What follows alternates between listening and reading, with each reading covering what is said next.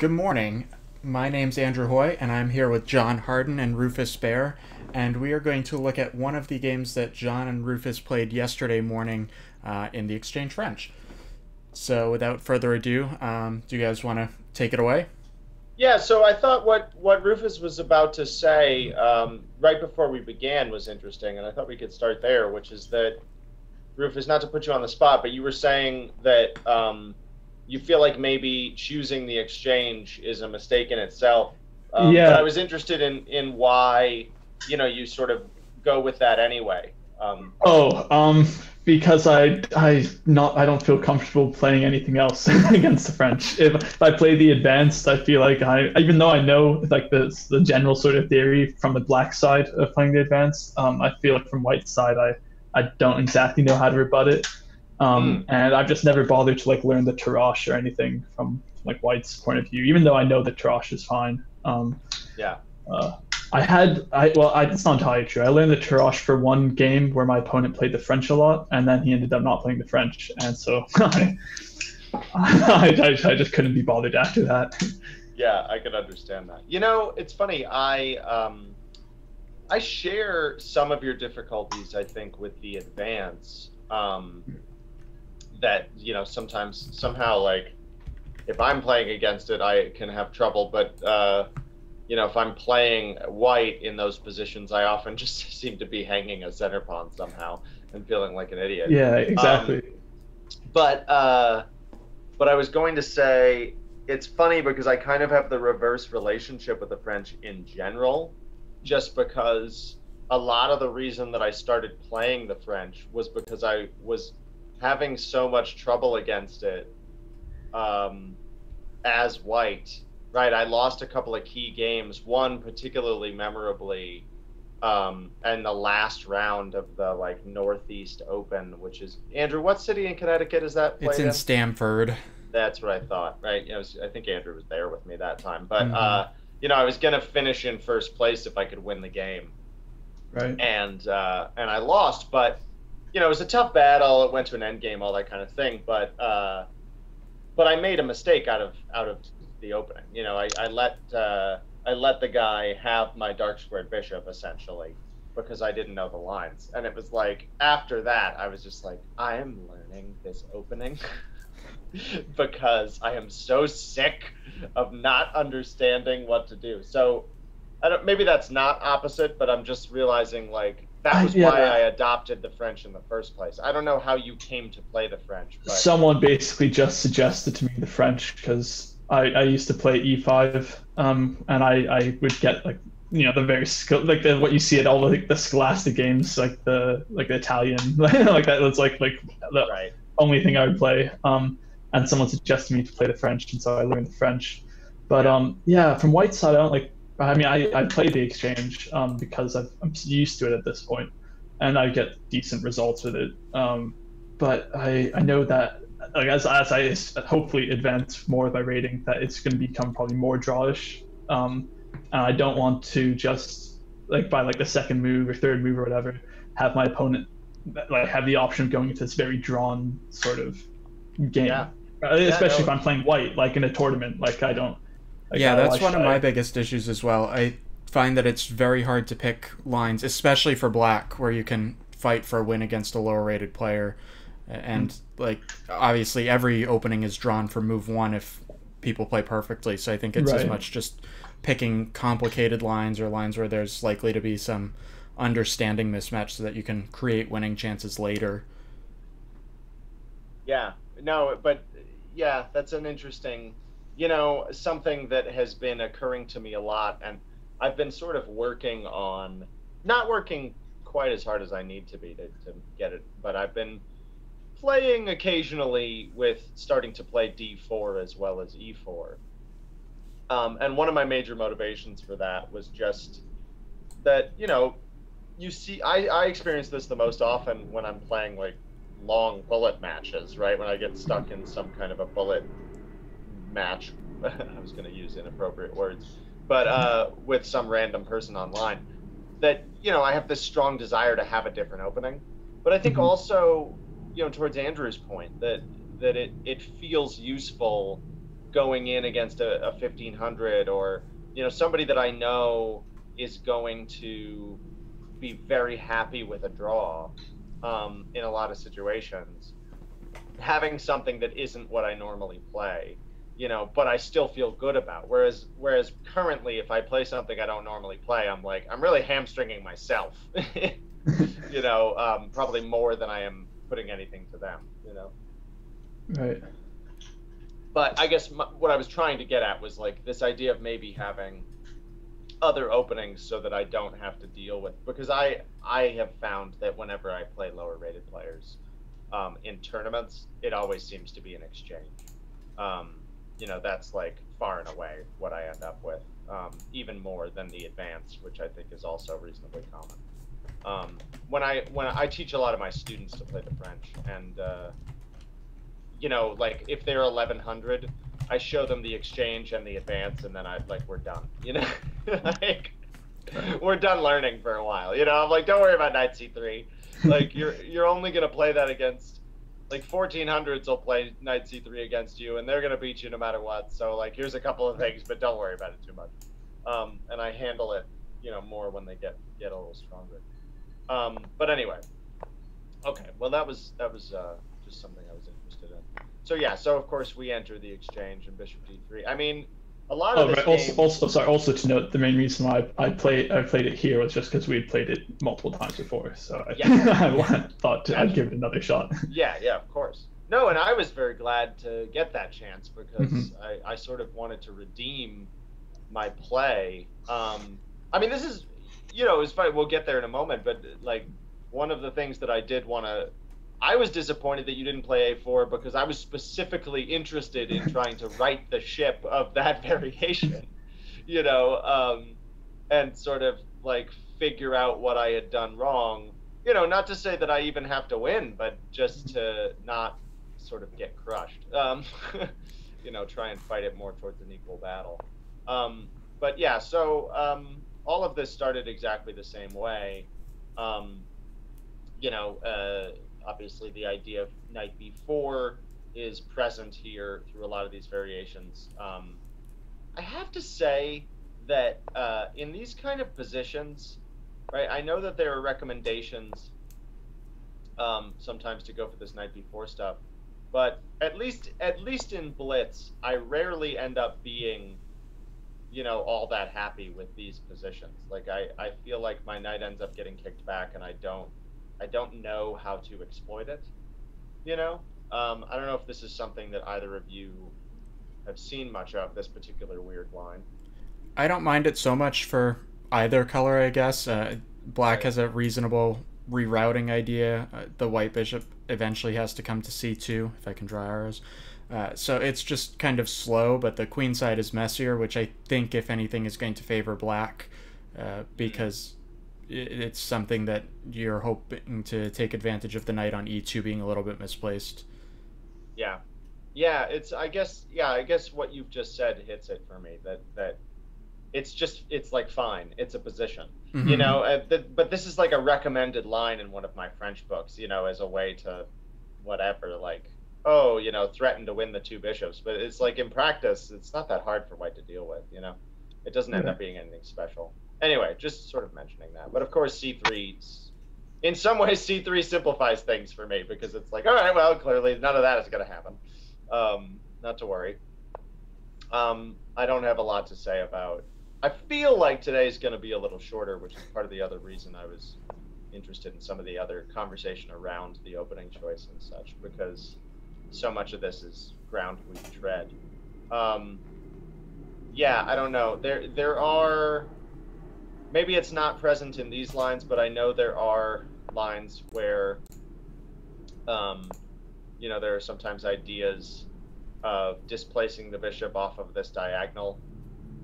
I think actually a lot of them happen before the bishop development, because there are these ideas sometimes of even playing queen e2 check, right? And then, depending on how black answers, coming over here with it, that I've seen. But I don't think any of that's present here. I just wanted to sort of mention things that I know, in a desire to flesh it out.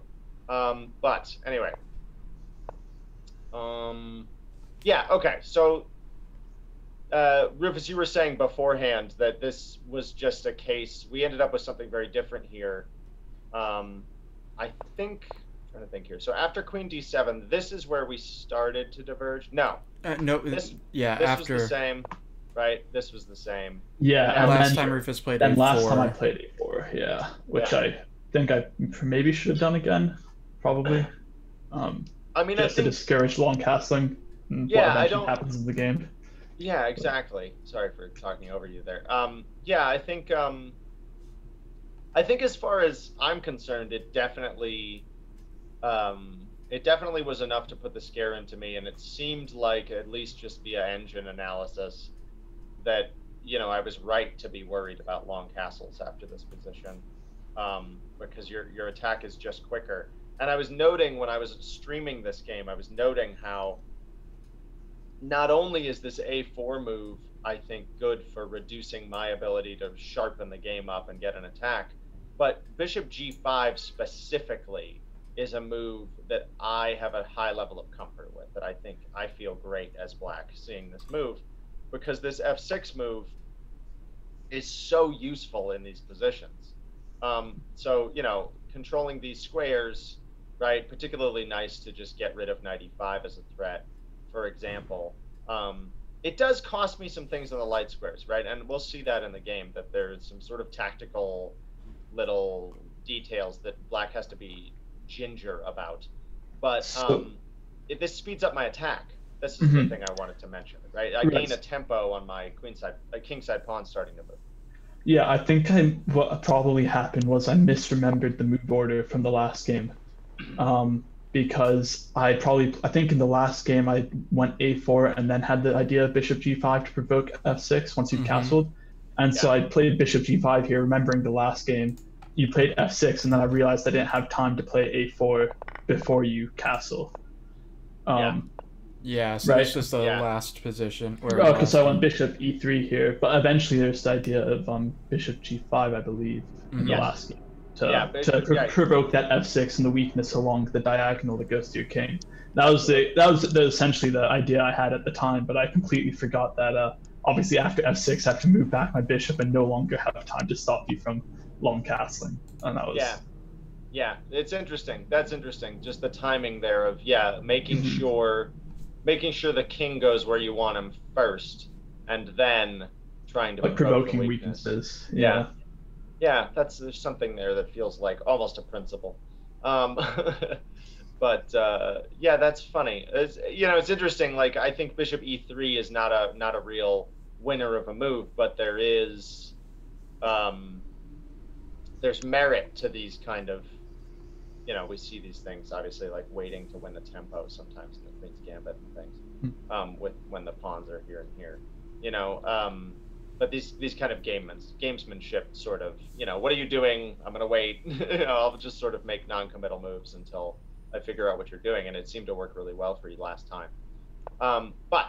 So F6, Bishop H4 is. I don't love Bishop H4. If anything, I might go back to E3 for the same reason. And assuming black is castling long, which I think he's more or less committed to after F6, I don't really want to give him the time for G5 with tempo on the bishop.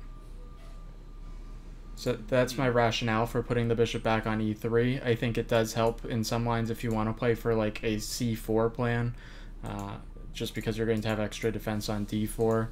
But again, it's just kind of a preference thing, because on G3 you get to trade off the strong attacking bishop. That was my idea with bringing it back to H4, was with this eventual trade of the bishops. But yeah, I definitely see especially in hindsight, why putting on E3 would have been better, perhaps. Yeah. I think it's mostly just preference. I'm sure everything's going to be more or less equal in the computer's mind. I can't. Yeah, it's interesting. I mean, I don't have a lot of extra commentary myself to offer there. I think, Bishop E3. I guess I still have to castle before I can do anything like knight F5 to go after it. But this was the other merit, maybe, of choosing a different line, was after Bishop H4, right? I was just sort of trying to get this to happen, as quickly as possible and try and win the bishop pair and make something of that, which did end up happening in the game, right? So castles, I think right here you got to go bishop g3 right away, just because knight f5 is coming, you know. I don't know how important it is, right? I mean, maybe the bishop pair isn't that important. I know the position is pretty closed up, and there's not a ton of avenue for me to open it either. But that's what I was thinking, was that this made more sense to me. I don't know.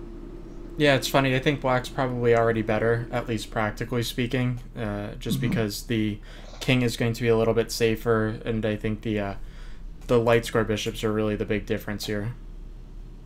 Yeah, that makes sense. Yeah, it's funny. I remarked on this in the stream, right? That Rufus, this guy killed me. That previous French exchange match. Oh yeah. This light square diagonal was just like ruining my life. And there were so many little tactical easy pressures and things that I had to account for, and in this game at least I was able to avoid that stress. But yeah, I don't know. I thought this made more sense, and then maybe b4 to come. I don't know what you were thinking about at the time, Rufus. Yeah, I was probably just thinking play b4 now because I suspected that my dark square bishop was going to be removed. I mean, I guess if I traded, if you trade the knight for the bishop, then you do have the bishop pair. But after b5, it's become. I just wanted to advance my b pawn early enough that I wasn't both down my bishop and had no attack to show for it, basically. Yeah, that makes sense. That makes sense. Yeah, I don't know. Okay, so yeah, so in any case, of course, this came, and I said, all right, well, I think knight f5, I think what I remarked yesterday was, knight f5, I think, helps me with a couple of things. That, of course, there's this idea, but there's also now some means of egress for the knight, you know, when the inevitable b5 comes. I don't just have to choose, you know, knight a5 or b8 or really kind of two squares that I'm not so sure about. Although I think maybe knight a5 was better than I gave it credit for later. But I just know, you know, typically it's like, feels like my knight gets sidelined out there. Yeah, I don't know. Okay, so at this point I felt like I had to take, you know, I've spent the tempo to move the knight. I'm not sure why I'm letting you exchange. There is maybe this idea of taking and then knight takes. Go ahead, sorry. Oh, no. Yeah, I was also thinking about how many moves the knight had in relation to how many moves my bishop has made. Yes. And like if that was beneficial for you to take, I figured it probably was regardless. But I was just that was something I was trying to figure out when we were playing as well. I don't remember like. Yeah, what, they've both. Yeah, these two pieces. They moved a bunch. Yeah. Have broken all the rules. Yeah, I don't know. I really don't know. To be completely honest. I think you have to take on g3 here. I think anything else isn't going to be consistent, and you kind of have to get something going with the king side, just with the opposite castling. Yeah, and it felt like I've seen these positions before where white played this bishop g3 move more quickly, and that it always felt to me like when this trade happened, you know, black can still be fine. It's still a chess game, all of these obvious things, but my pressure on the king side is much less. Right. And, I was like, all right, well, I'd much rather play that kind of king side attack than have to sort of find the win all over again. So yeah, I was happy with this. I was just sort of, but you're right. You know, I had to spend an awful lot of knight moves to do it. Right. We seem to have lost Rufus. Oh dear. He was so young. That's interesting. Oh, whoa. Now we're getting this weird split screen thing. Yes, because we have just we had one fewer camera. Yeah. Let's see what's going on with him. Everybody can look at me twice while we wait for Rufus to come back. The Wi-Fi crashed. I feel like I'm talking a lot. No, I think it's yeah. it's an interesting game so far. I do think it's interesting to hear your thought process as you guys go through the different games and the different lines. Yeah. All right. No worries. Technical glitches affect us all. Okay, so this was a place where I thought for a really long time.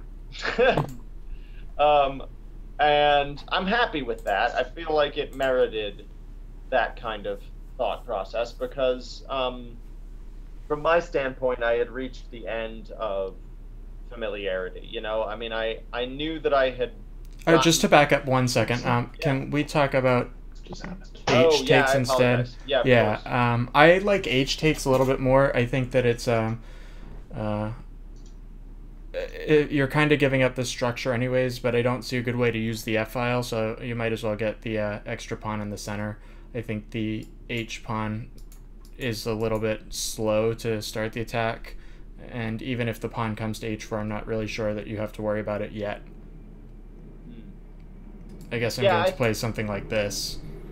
I thought that this looked a little bit more normal to me as well. But you know, I don't know. Yeah, just to make it concrete, after H5, maybe you play Bishop E2. That kind of stops H4. So I don't know what the best way to play for black would be here, but this is kind of another interesting position. Yeah, Rufus, did you? I mean, was F takes G automatic, you know, for you, or did you have something that you were thinking about there? Oh, He's gone again. Yes. Oh, well, that's a shame. I was shocked that he didn't have anything to say about it, so that makes a lot more sense. You're here watching Acceptable Chess, where we lose Wi-Fi on a regular basis. Wait and stay in suspense to see which member of the committee drops next. All right. Okay, we're back. Fixed, hopefully. Great. Good. Don't leave again. I have plenty of time to talk to Andrew already, okay? I don't spend all day talking to Andrew. Okay, what we were talking about before you crashed again was Andrew was remarking, I don't know if you caught this, Andrew was remarking that he preferred H takes here to F takes, feeling like, Andrew, I'm going to save you your breath, sure. Feeling like you're not in a position to use the F file much anyway, and that maybe it offers just an extra pawn in the center. But I was interested, I assume you had thought about this. Yeah. But I wanted to know, you know, was there something you were afraid of, right? That kind of thing. Things like we talked about last time, right? Right. So quite naively, I did F takes because I thought after, if I go back, after F takes, I have an idea of using H3 as a lever. Obviously doesn't work because takes, which you see later in the game, but I use the idea of H3. And then you can't take here because if I take and you take, then I have a skewer on your on your queen. That was something I was like, okay, so I want to maintain the possibility of having H3 followed by a G4 push, which really puts your bishop out of the way. But obviously, when I was calculating that, I didn't look far enough into this. I had thought about it for a while. I thought about H3. Bishop takes, takes, queen takes, and then I wasn't. I like my candidate moves here with queen e2. I think I thought about rook up as well after bishop takes, but that was later on. But yeah, the basic idea of why I took with the f pawn was because of h3 f g4. Got it. I was, you know, I don't think, you know, necessarily thinking that far ahead, but I have to say, when we get to that position, it was funny because you had said, you know, two analyses ago, you had said that this was like one of your primary fears, you know? I would do this, and I was like, well, here, I think it works. Like, what are you doing? I knew as soon as I played it on UTUC, I was like, yeah, this is what I get. Yeah, I don't love the plan just because even if it works, I'm not sure that it right. It's something that you want, or maybe white takes on f5, but even here I think the dark squares are just too weak. I guess this is probably the line that's after g4. Or then queen takes. Yeah, I think h5 is just very quick, and there's no good way to get a dark square bishop off of these squares. So I don't know. It just even this plan of bringing the knight around to look at h4 and f4 looks strong. I have to. At some point, I wanted to make sure I mentioned this. That one of the things that's always interesting to me in these opposite side castle where I've gotten in f6, these kind of structures, is that at least in Blitz and Bullet, right? It's not a mistake that I would expect to ever make on a game this slow, but is like, playing the knight here to this very natural square and then playing h5, just like, oops. There's a little bit of tenderness around these light squares that you do have to be mindful of in terms of how to get this guy into the game, and it was something I was looking at a lot. But okay, yeah, so going back here, right? So f takes was the move. And then the other thing I was going to say was I thought for like 20 minutes here. I mean, what is that, 17 minutes maybe? It looks like maybe 18. Professional math tutor, ladies and gentlemen. I knew I had reasonable rates. Very reasonable when you can't keep track of time. Yeah, exactly. Shut up.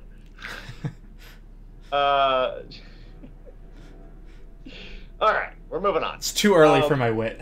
Yeah, seriously, I haven't had enough coffee. All right, leave me alone. Leave me alone. Students after this. I knew that I had won some positional concessions. I felt strongly that I had a good position. I hadn't used too much time yet because all of this was familiar to me, and I just wanted to make sure that I didn't rush anything. But also, because I've faced this position so many times in Blitz and Bullet, right, I have never, despite having seen it a bunch of times, felt like I hadn't necessarily invested enough in really understanding what to do next. And so I was looking at h5, I was looking at g5, I was saying, well, maybe are both of these wrong? This rook is not quite supported, that I can maybe take and own the e-file. Should I be looking at doing that? And what I ultimately decided, of course, was to play g5, but I had a lot of questions here. I think in hindsight, especially given that things obviously worked out, but I think that I kind of decided during the game that putting the rooks on the file just was going to lead to exchanges of rooks. And even if I temporarily own the e-file, that it's just not, it just feels like experience has told me it's not that material. You just put the queen on f2 and then the other rook will come over and now all the rooks are traded. And I've played that game and, it's not particularly exciting. And doesn't give me nearly as many attacking chances. So I just said, all right, let's not offer him any opportunity to trade. He can't do anything with the e-file anyway. There's no good entry point here. No, your rooks are good. Like I think you want to leave the rook on h8 to support. Oh, that I knew, but I'm talking about maybe this rook. Yeah, I don't know. What's the rook on e1 really doing right now? What's the rush? Yeah, I kind of regretted having gone e1 rather than f1, especially after I took with the f pawn. I'm like, all right, well, now I'd love to get in bishop f5 after like your light square bishop has done something, but without the rook there on f1, it's kind of kind of useless. Right. Yeah, no, I see what you mean. The rook would be very useful right now to let the queen go to c2, for example. Right. Yeah. So if we just get a normal looking attack going, how are you each planning to play this? Because I think that's kind of the question that is going to guide everything else, just because this is how you have to calculate these opposite positions. Right. That makes sense. I mean, man, that's funny. I don't know. I must have thought about this at the time, but it's completely escaping me now. I think you're both attacking with pawns, so I think continuing to push the pawns makes the most sense. Right, there's not much for the pieces. I'm sure I was just thinking about h5. Right? If I had to, I'm sure that was what I was. I mean, that looks most correct to me. And then this looks kind of like a typical position where you have to play a5 before b5.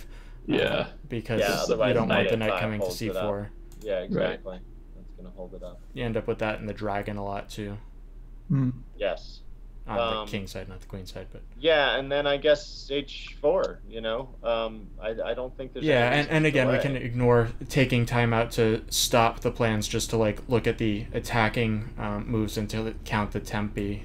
But I agree with h4, and I do think that this is a pretty serious threat to take. Right. Yeah, especially as it opens up the H file. Yeah, Yeah. and then there are sacrificial ideas at some moment. Definitely. Yeah. But maybe you can take. It's again a little risky, but there are going to be tricks on f5. Like again, this doesn't work because the bishop's like not Right. going to get enough material. But something like this is always going to at least be a consideration for white. Wow, that's cute. Yeah, that'd be great. But bishop g4 here, right, is what you're saying, Andrew? I was thinking I'd just take the knight, but it's probably right. Oh, I see. Just take the knight. Okay. Yeah. Yeah. Okay. I haven't counted everything yet. It's going to be really messy because something like this will happen, and it's down in exchange, but the f pawn's nice. I don't know. It looks like it's going to be good for white in most of these lines. Yeah, that's probably true. Yeah. Yeah, that's probably true.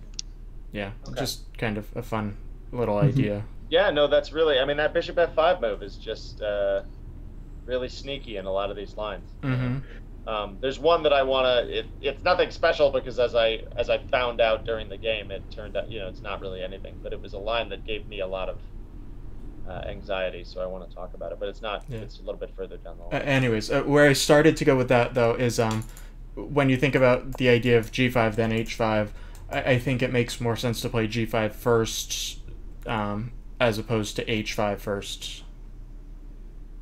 Yeah. Yeah. That was I was sort of just not sure if I wanted to take on h3 right away if we played h3. That was one thing that I was thinking about, and I wanted to keep myself the option of retreating, and so yeah, the key point for me here is there are these bishop g6 ideas that there's no reason to allow something like this when you can just play g5 first. Or knight h4 as well, right? It's probably also we'd probably have to play something like queen a4. Yeah, what am I saying? But, yeah, exactly. I'm losing the queen. Well, I like queen a4 as well, so I think that's fine. Yeah. Yeah. Okay. Yeah. So good. Like bishop e5, and it's just going to be some endgame of some sort. Right. Yeah, I can't really avoid all those trades. Yeah. Okay. So so g5 still makes sense, I guess, in the light of day, so to speak. Okay. So. Yeah. Yeah. Second. I hadn't really. I don't think I'd actually thought about it that much. Kind of funny. Yeah. It took me by surprise. I don't know. I think obviously we can look at what happened. So I think Sure. I had thought about a4. Right. But basically, I hadn't thought about it a ton, but I thought about it and I figured that you were going to win that pawn race and your attack's stronger than mine. But obviously, I should have looked more at bishop takes here because it's the thing that I always sort of dread in these positions, as mentioned previously. But, yeah. Well, it's funny because you won a few minutes from me of extra caution because of that conversation 2 weeks ago. Right. Yeah. Like, I was sort of hoping that might play into it as well. I was like, man, he'll have like 3 pawns for the bishop, and I really have to. I don't think it would hold, but if it is going to hold, I'd have to find an accurate move basically every single time. Which I don't really feel comfortable with, but maybe he'll because of the conversation last time, he'll just be like, oh well, it'll at least take more time off. But yeah. Well, so this is the line that I wanted to share. As silly as it is, right? It's not going to look like anything in the end, I'm afraid. But I was looking at this and I sat here for another little. I mean, I spent 10 minutes on this move, so this was my other. I really think it was just those 2 moves, really. For the most part, I was reasonably efficient, but those 2 moments, I took a heck of a lot of time. And what I was looking at here was, trying to make sure that this works, trying to, and of course, ultimately, this happened in the game, so we don't have to look at this too much right now. Right. We'll get there in a moment. But what I was intrigued by, what popped into my head after maybe 5 minutes, and made me think maybe I had missed the point and was going wrong, was this idea. Right. And of course now I have to be very careful about this whole thing that we've already talked about. And maybe that there was something here where, after bishop g4, knight h2. But what I realized ultimately, right after another 30 seconds or something, and I was talking to my student about this, how sometimes these little moves are the ones that ruin everything for you, right? I've played attacks like this and thought that I was, getting them, and then just king b8 completely ends the problem. I like king b8 even before bishop g4. I think just king b8 yeah, here. Okay, sure. I don't think you really have to worry about something like this. Right. Yeah, that makes sense. That makes sense. And then I think queen f4 here, just like in the game. Yeah. I would also think about rook e8 right away. Okay. Yeah, okay. Again, it's a little bit more dangerous now because you do have to worry about this. Right. Maybe knight e7. Yeah, I think I like probably king b8 better. I don't want to allow this though. If king b8 here, I think this is a strong way to defend. No, I'm sorry. Immediately. Yeah, I agree. Yeah, I totally agree. Yeah, that was the first move that I like too. Yeah. No, I hadn't even thought about that. Yeah, just king b8 right away, of course. Leave the bishop and take it. If it works, it works. Right. It's probably going to force this now. Yeah, that was just like a really funny moment to me. I was sort of like, wow, that little quiet move and just solves everything. But yeah, just constantly having to be alert for, pinning and winning. Okay, and then the rest of this game, I think, it's not for me to declare, but sure. But the rest of it, I think, started to be a little bit more. Yeah, earlier in the game, I wanted to push, when it was much earlier in the game when you had two attacking pieces against my knight, or was it? Oh wait, no. Wait, it was actually, was it later? Here, yeah, it might have been here. I kept thinking I really wanted b5 here to work. With the main point being that after takes, if you don't take back with the queen, like say you took here, if you don't take back with the queen and you take with the pawn, then obviously I check, king has to move there and then check. And mate. I really wanted that to work earlier, but then obviously I saw that after queen takes, it's not really much of a threat. You just end up being up the exchange. But I didn't wanted to say that earlier, but I'd forgotten. Yeah, right. No, but that's, I'm glad you mentioned it, just to, obviously we have you here to hear your thoughts. So anytime I see this b5 move, and like I end up with this in different structures a lot, the gut reaction is to play knight a5. Yeah, that's I think it shuts down a lot of attacks. I made a glancing reference to this earlier, right? But I was like, oh, knight a5 apparently was actually good. Yeah, I don't know. I guess I see it more now, but in my head was just the mere fact that the knight was loose, and that he was going to pick up some tempi. But of course, I see it seems very obvious now that like queen a4 b6 and. Yeah, I mean, instead of, actually no, I guess I couldn't have. I was thinking of doing some knight maneuver like that, but obviously I want to deal with this bishop first, so I wouldn't have time to do it. I see how that is maybe a more a better move than I realized, because this square is appealing, and it's nice to think that so often these c4 ideas come and there's all these open lines against my king. To be able to sort of stop that seems great. So I'll have to just keep my eyes open for that in the future. I think I dismissed it out of hand. That's why when we were looking at the other line, white has to play a5 before b5. Right. Oh yeah, no, that's true. In that position, I recognize it. Right. It's just I hadn't. I don't know. I think that well, like I said, it shouldn't make a difference. I see that now, But in my head, there's a big difference between with a pawn on a4, where that knight is just basically untouchable, Right. and when there isn't, where maybe you can stack some pieces. And, In this specific position, I do like this idea as well, because you're sacking a piece on the king side. You might as well get the extra attacker. Right. That was part of my thing. That I will give myself credit. That was part of my thinking as well. An extra defensive f5 too. Mm-hmm. But yeah, this knight a5 move I think was maybe a little better actually.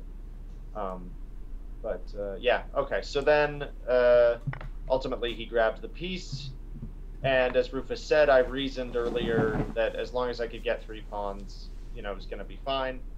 And I saw there really wasn't a way for him to stop me. Yeah, unless I wanted to do rook takes on e7 and just be down. Rook takes, rook down, then the exchange, and save the pawn. But I figured that would be worse. Well, even there, I didn't get right. I mean, I had looked at this, I think, and even here, I can throw this check in. Right, yeah. Right, and then take. So, yeah, it's not. I think. Not great. Not worth it. No. Yeah, I had looked at that in the game, because as I said, I mean, it's good, right? It's one of the things that's good about playing somebody that is putting in the effort, and I took this very seriously at the end here. Like, okay, is there any, what am I missing? What am I missing? There's something, So Rufus, what were you thinking the evaluation was? Do you think you were? Oh, at this point, I knew it was bad. Okay. At this point, I knew I was lost. Earlier, when I was calculating bishop takes h3, let's see, that would have been back. Even back here, right? When which pawn do you recapture with, right? Yeah, when I was calculating bishop takes h3 at this point, in my head, I saw a position and I was like, I think it's holdable. And then when I saw it over the board, I was like, oh no, this is bad. Not so holdable, yeah. Yeah. When even the queens can get traded in, black's just much better. I think it's a big problem. Yeah, precisely. And I was sort of hoping for the queens to get traded because it would make it slightly easier. But I was like, no, this is definitely really bad. I clearly miscalculated, and maybe I should have. Part of it is I've been reading Think Like a Grandmaster, right? And so I'm trying not to repeat calculation that I've already done, right? in order to save some time, but I try to be thorough with it the first time around. And so later on when I played h3, I was sort of, I looked at it a little bit, but I was sort of thinking back to when I had calculated earlier with knight takes, which pawn to recapture. I was like, there's no need for me. I shouldn't recalculate this because I've already looked at h3. Obviously, maybe I should have looked further in the depth and seen oh well, this is just really bad. But that's the Kotov book, right? I believe so. Yeah. Kotov. I have to say full credit to you for working your way through that. I bought that book a million years ago.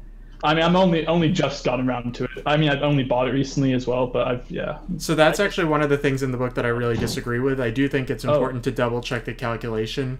I think a lot of what he talks about, where go to the end, make an evaluation, that's really useful. But in terms of a chess game, in modern chess, it's all about these. You have 40 positions and you have to find the best move 40 times. Right. I think you kind of have to look at each move individually and recalculate and double check the calculations carefully. And I think there are some shortcuts you can take. Certainly, any tactical ideas you see are probably going to work in later positions, and you can figure out which pieces have to be moved for some shot to work or something to become an idea. But for something like this, I don't know that I would skimp on recalculating something like h3. Yeah. I can definitely agree with that now. Yeah. And unless you're getting into time pressure, I really wouldn't worry about it either. Gotcha. I have a different criticism of that book, which is that I merely found it a bit impenetrable.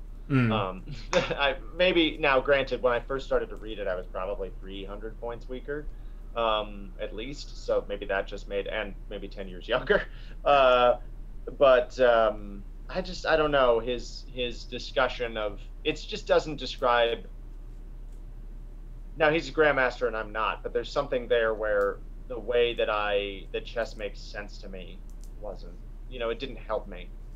If that, I don't know, I'll have to think about that book a little more before I could maybe articulate it better. But it's very mechanical, the way that he thinks, and describes this process. And Right. I feel like the way that I approach chess is I don't know. More fluid. Yeah, my gut comes into it a lot more, and maybe that's to my detriment, but that was my feeling at the time. But I don't know. I've got it on the shelf with a million other books I haven't finished. Yeah, so the reason I brought up what your evaluation was here, I think if you're thinking that white's lost, you start playing for crazy counterattacks. Right. And maybe Rookie 2 is something worth thinking something about. I was looking at, yeah. Because now at least you have the idea of Queen A4 to try and do something over on the Queen side, just because the King is a little bit isolated there. Like, I might pitch the F3 knight at some moment just to try and get some desperate attack going. Like, even here, if a move like H5, and ignore the Queen for a moment. Sure. Okay. Like, Queen A4 is an idea, because I don't think we really have all the time to take this and allow the Queen to come into A8. It's it's probably just enough to come up with some way to hold.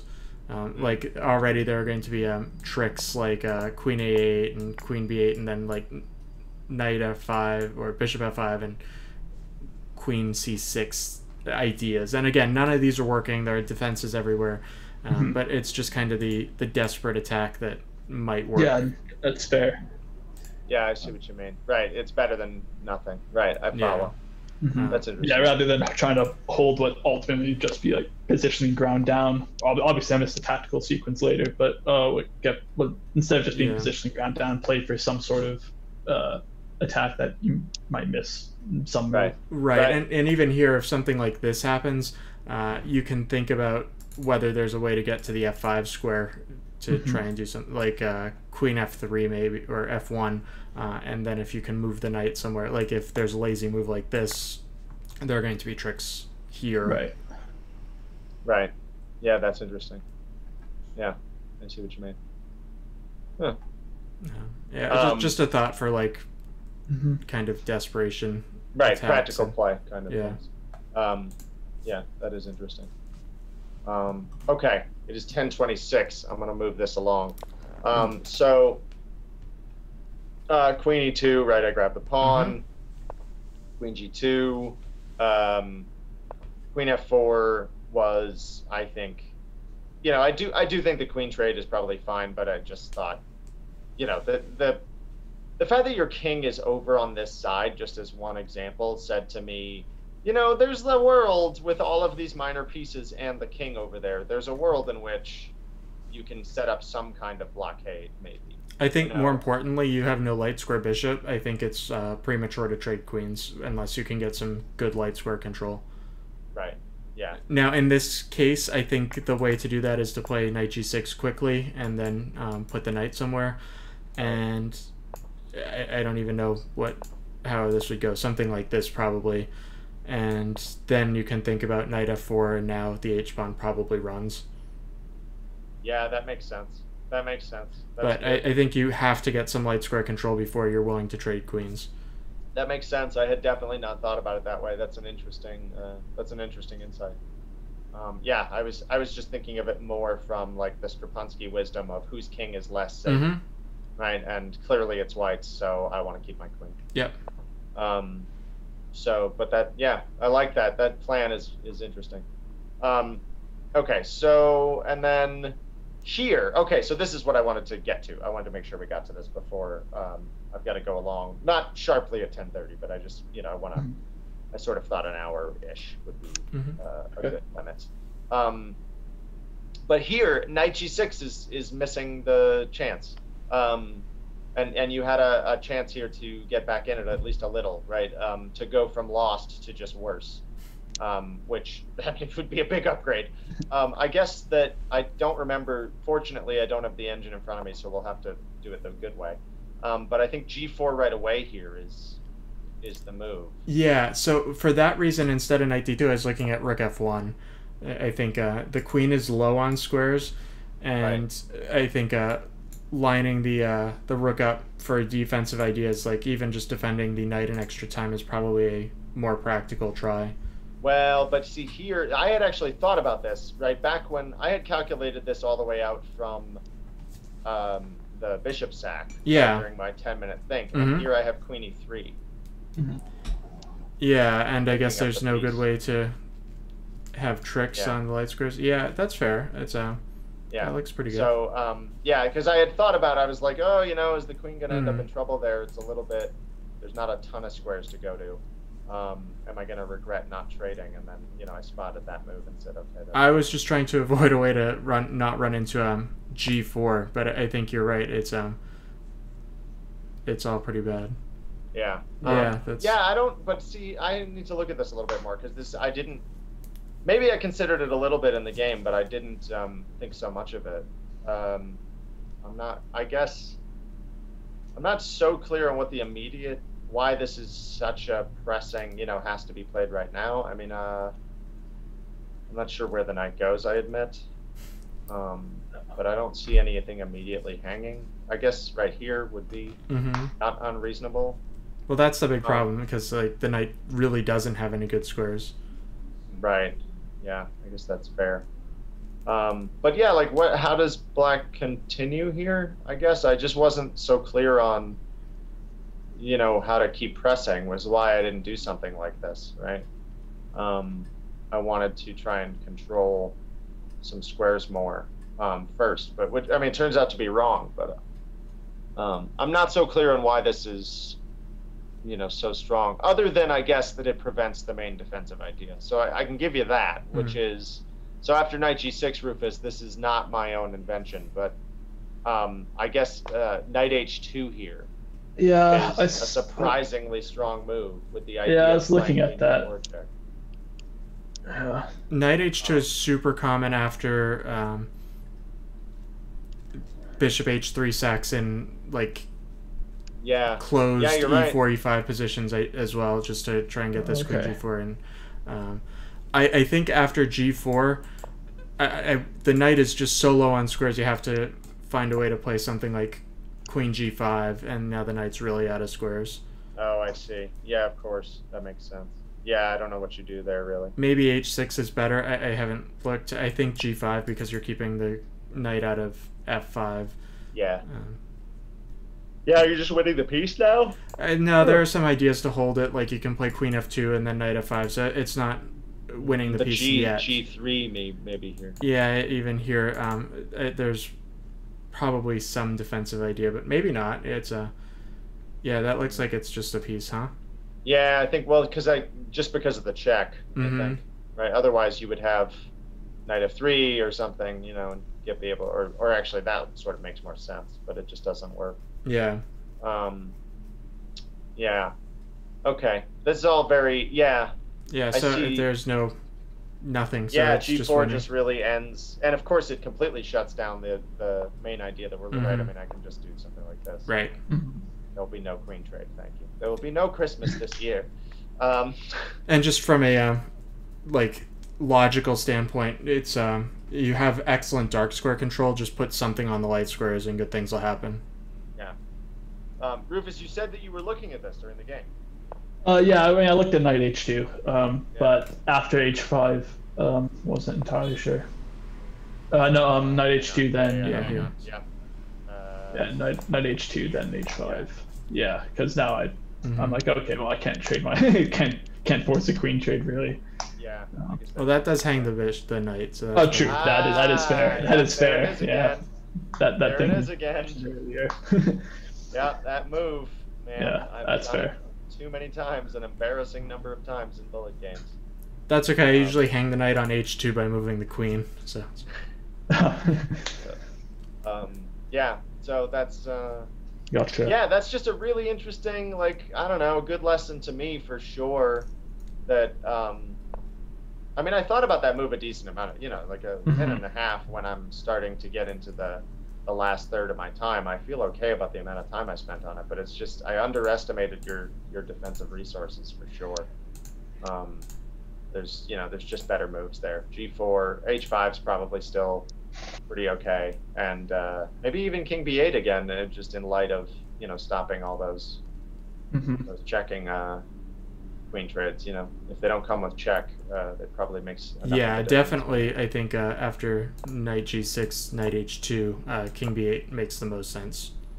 Yeah, right. Yeah, that I think. Yeah. Now the fact that it doesn't come with check means this is out for lots of reasons. Yeah, and now knight H4 comes, so that's a big problem. Yeah, that's interesting. Okay. I mean, it more or less compels this move, so it's right. And then you can think about how to continue. Well, I was about to say this finally is a good place actually to reach, because this gets much closer to the game. Now. So we can get back, I think, to the main line. So, okay, so that was probably one of your last shots, I think. Yeah. And then, so now I play the right move. I find it. And and then this was just you said this is just a simple miscalc. Yeah, it's even stronger now because the knight is on G6, so knight H2 is no good because of knight H4. Right. Yeah, this. Yeah, I knew I was very lost here, and I probably didn't put in as much effort at this point in terms of calculation. And so after winds up happening in the game after F2, I didn't think about F2 check and not being able to take it, and that just leads to a whole bunch of nasty ways to lose. Yeah. I was. I guess okay. I was looking at where I spent the time. I guess this is where I took. It's funny because I will say, like, I was happy with how it worked out, of course, but something that was similar between this game and last week's game was that I was like, man, he is finding ways to keep burning my time, though, because I had to sit here and, work my way through that here, right? Before I played before, like, okay, what is happening here? Can I make it? Yeah. So again, just a practical note, I wouldn't spend the time calculating it here, unless you're looking at bishop b4, to avoid that. And I think you can rule out bishop b4 pretty quickly just because it doesn't, like, you're disharmonizing the dark squares. I think g4 has to be played. Okay. Like, you should see enough to know that you can take here and it's fine. Like, even if there's some way to take on d6, like pretend the queen's not hanging or you have to take for whatever reason. This position is still excellent for black just because of the open g file. So seeing that far, I would not spend tons of time, and I don't think 3-4 minutes is an unreasonable amount of time to take. Like, it is a sharp position, so I think you were fine. But I do take your point.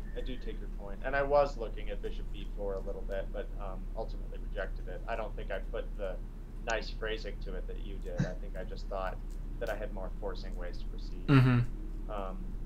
G4 is pretty forcing. I'm not sure it gets better than that. Yeah, exactly. That I just was like, all right, this has to be stronger than this little bishop maneuver. So and then the rest of it is.